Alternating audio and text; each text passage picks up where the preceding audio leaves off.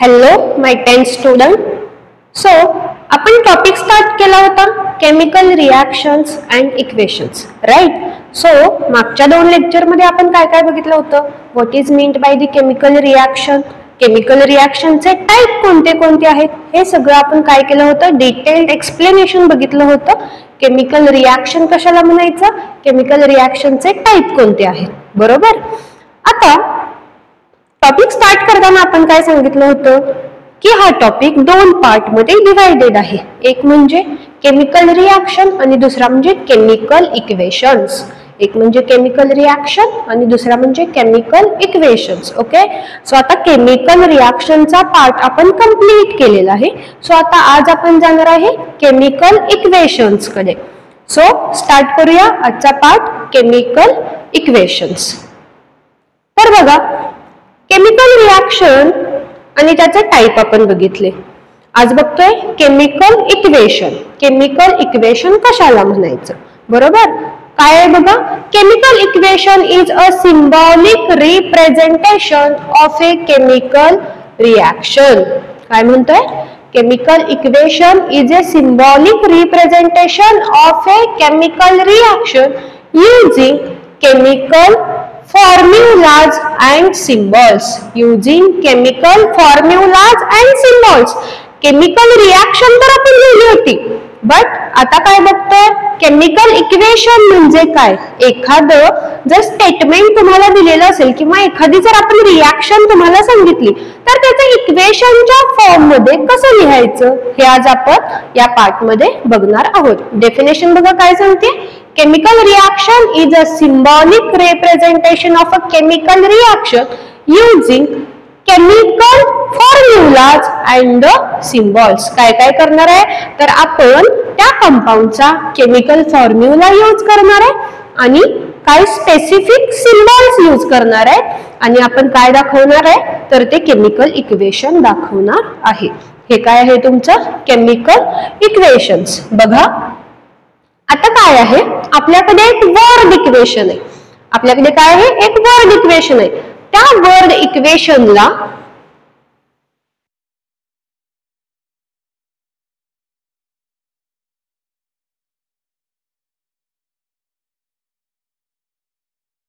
हे काय आहे बघा, आपल्याकडे एक वर्ड इक्वेशन आहे.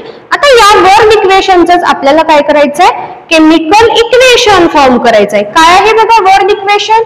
aqueous copper sulfate. काय बघा? aqueous copper sulfate plus zinc dust. aqueous copper sulfate ची रिॲक्शन केली आहे झिंक डस्ट बरोबर. It will give the aqueous solution of zinc sulfate plus copper. काय आहे बघा, एक रिॲक्शन दिली आहे आपल्याला, त्याच्यामध्ये काय सांगितलं होतं तर aqueous copper sulfate आहे. आता aqueous म्हणजे काय तर कॉपर सल्फेटचं वॉटर मधलं सोल्युशन, त्याला काय म्हणणार आहे आपण? aqueous solution. त्या aqueous सोल्युशनची कशाच्या? कॉपर सल्फेटची रिॲक्शन केली आपण झिंक डस्ट बरोबर. तर ते आपल्याला काय काय देतं तर ते आपल्याला देतं aqueous solution of zinc sulphate. काय देतं? झिंक सल्फेटचं सोल्युशन देतं प्लस काय होतं? कॉपर ऍज अ मेटल आपल्याला देतं, बरोबर आहे. वर्ड इक्वेशन सगळ्यांना समजलं असेल काय होते रिॲक्शन. आता आपल्याला काय करायचंय बघा, आता आपल्याला त्याचं लिहायचं केमिकल इक्वेशन. आता त्याचं काय करायचंय? केमिकल इक्वेशन लिहायचंय. काय होईल बघा केमिकल इक्वेशन? आता काय बोलले? aqueous copper sulfate. आता नेहमी केमिकल इक्वेशन लिहिताना आपल्याला त्या कंपाऊंडचा केमिकल फॉर्म्युला काय आहे हे माहित असणं आवश्यक आहे, नाहीतर आपण केमिकल इक्वेशन नाही लिहू शकत. ओके. सो काय आहे बघा aqueous copper sulfate. Copper sulphate CuSO4, copper sulphate CuSO4 plus zinc dust. Zinc dust means Zn. Zinc dust means Zn. काय देतं बघा आपल्याला?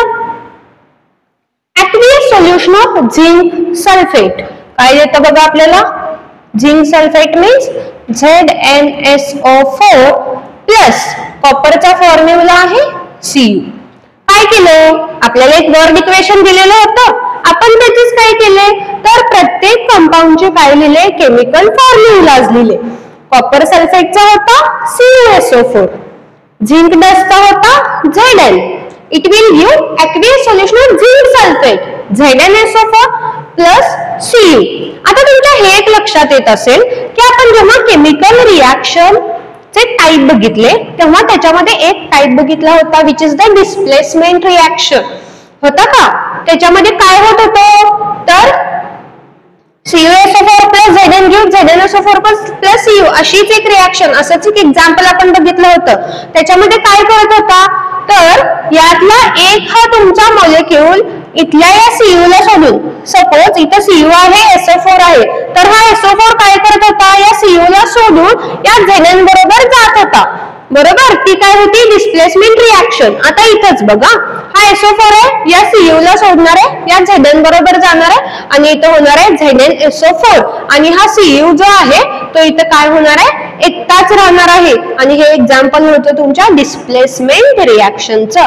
तेच आहे बघा, तीच रिएक्शन आहे. आपण काय करतोय तर त्या वर्ड इक्वेशनचं कन्व्हर्जन केमिकल इक्वेशन मध्ये करतोय. पहिली स्टेप काय होती तर आपल्याला वर्ड इक्वेशनचं काय करायचं होतं केमिकल इक्वेशन लिहायचं होतं. आपण केमिकल इक्वेशन लिहून घेतलं, बट इथं अजून एक त्यांनी इन्फॉर्मेशन प्रोव्हाइड केली आहे बघा विच इज द aqueous. इथं काय बोललंय बघा aqueous. aqueous म्हणजे मी काय सांगितलं तुम्हाला की जे सोल्युशन वॉटर मध्ये फॉर्म केलेलं असतं त्याला बोलतात aqueous सोल्युशन. तर मग ते आता आपण दाखवायचं कसं केमिकल इक्वेशन मध्ये दाखवायचं कसं तर ते काय केलं जातं बघा इथं स्मॉल ब्रॅकेट करायचं आणि त्याच्यामध्ये aqueous साठी लिहिलं जातं AQ. काय करायचं हे aqueous सोल्युशन होतं कॉपर सल्फेटचं म्हणून काय लिहिलं कॉपर सल्फेट लिहिलं आणि काय लिहिलं खाली ब्रॅकेट मध्ये AQ लिहिलं. Right. It will give again इथे इन्फॉर्मेशन दिली aqueous solution of zinc sulphate. म्हणजे काय झालं जो झिंक सल्फेट फॉर्म झाला त्याचं पण सोल्युशन aqueous आहे. सो काय करायचं इथं पण आपण असं ब्रॅकेट मध्ये AQ असं लिहायचं. हे काय झालं तुमचं conversion of word equation two chemical equation. समजलं कसं करायचंय वर्ड इक्वेशनचं कन्व्हर्जन केमिकल इक्वेशन मध्ये. आता बघा आपल्याला हे तरी समजलं की वर्ड इक्वेशन केमिकल इक्वेशन काय आहे. आता बघा next point is the balancing the chemical equation. आपल्याला काय करायचंय केमिकल इक्वेशन बऱ्याच वेळेला काय असतात अनबॅलन्स्ड फॉर्म मध्ये असतात. आपल्याला ते काय करायचंय तो बॅलन्स करायचंय. ओके. सो याच्यासाठी जी मेथड वापरली जाते त्याला बोलतात ट्रायल अँड इरर मेथड. कोणती आहे बघा ट्रायल अँड इरर मेथड. ही कशासाठी वापरली जाते तर बॅलन्सिंग केमिकल इक्वेशनचं बॅलन्सिंग करायचं असेल तर ट्रायल अँड इरर मेथड आपण वापरू शकतो. सो काय बघा जे आपण केमिकल इक्वेशन बॅलन्स करणार आहे ते काय केलं जातं मोर दॅन वन स्टेप मध्ये बॅलन्स केलं जातं. एकाच स्टेप मध्ये तुमचं केमिकल इक्वेशन बॅलन्स नाही होऊ शकत. सो काय म्हणतोय सेव्हरल स्टेप्स लागतात तुमचं केमिकल इक्वेशन बॅलन्स करण्यासाठी. बरोबर. तर काय करतोय बघा आपण एक एक्झाम्पल घेऊया आणि आपण शिकूया की ते कसं बॅलन्स करायचं. एक एक्झाम्पल आहे बघा माझ्याकडे sodium हायड्रोक्साइड plus sulfuric acid will give sodium sulfate plus water. काय म्हणतोय sodium hydroxide plus sulphuric acid give sodium sulphate plus water. हे काय दिले आता वर्ड इक्वेशन दिले.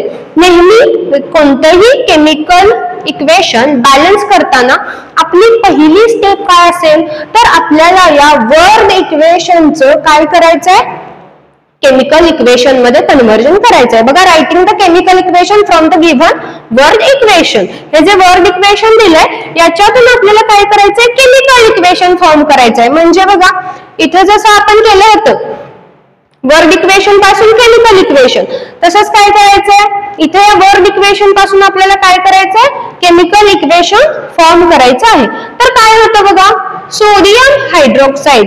सो सोडियम हायड्रोक्साइडचा फॉर्म्युला काय येतो NaOH.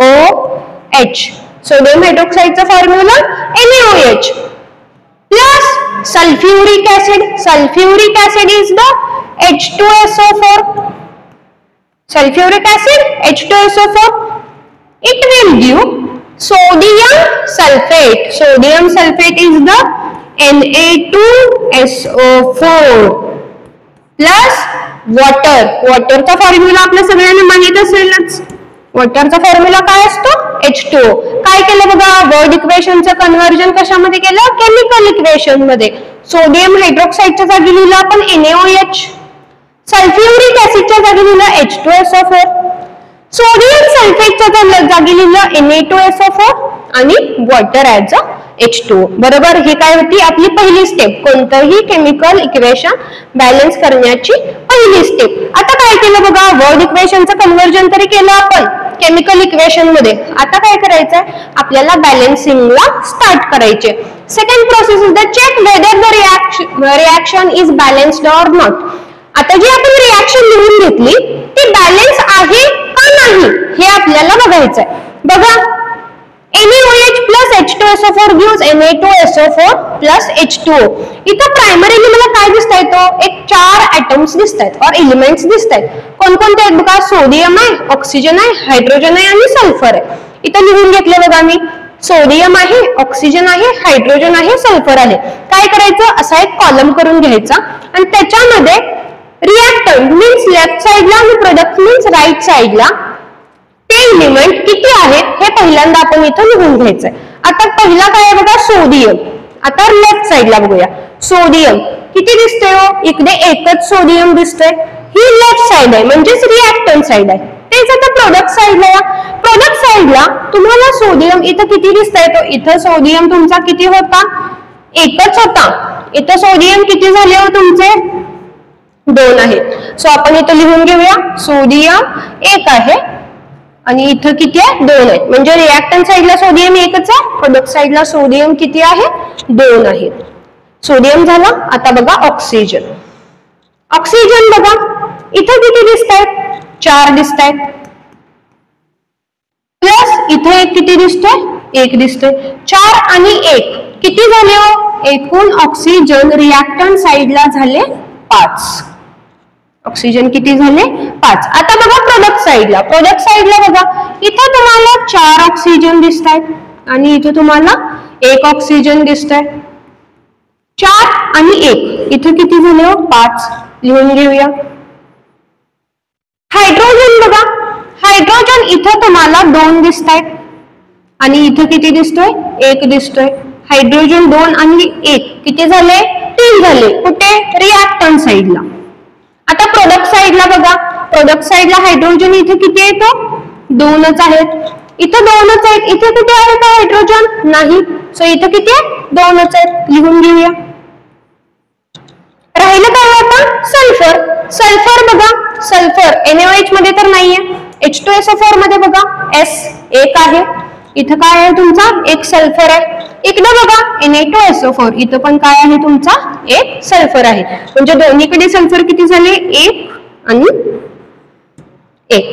म्हणजे आपल्याला काय समजतं? याच्यावरून समजतं की आपली रिएक्शन ही अनबॅलन्स्ड आहे. आता आपल्या रिएक्शनला काय करावं लागेल? आपल्याला बॅलन्स करावं लागेल.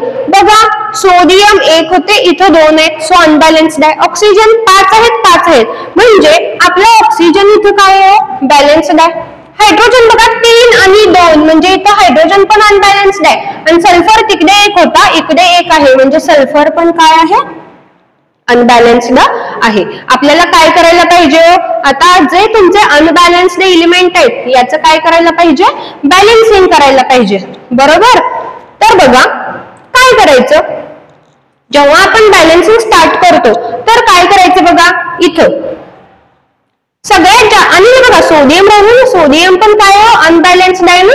सोडियम अनबॅलन्स्ड आहे आणि हायड्रोजन अनबॅलन्स्ड आहे. सो सोडियम आणि हायड्रोजन मध्ये बघायला गेलं तर सोडियम काय आहे? 1 आणि 2, 3 आणि 2. सो पहिल्यांदा काय करूया आपण? सोडियमचं काय करू शकतो? बॅलन्सिंग करू शकतो. बघा